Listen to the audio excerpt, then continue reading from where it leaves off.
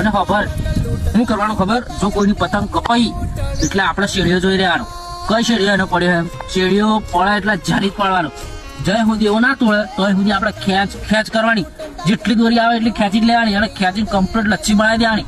અને જો કોઈ બોલવા આવે તો આમ જ થઈ જવાનું, બરોબર?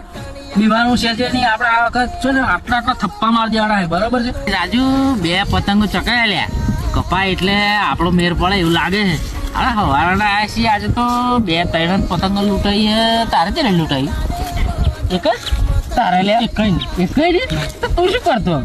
તારા મારે તો 3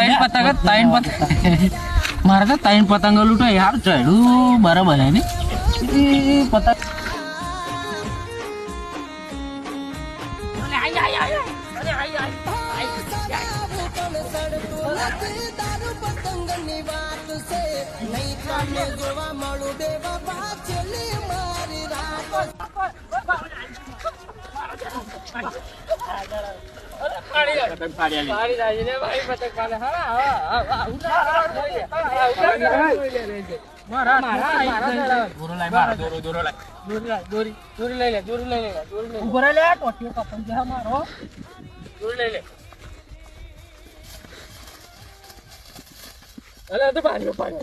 મારા બાજુ આવેલી તારા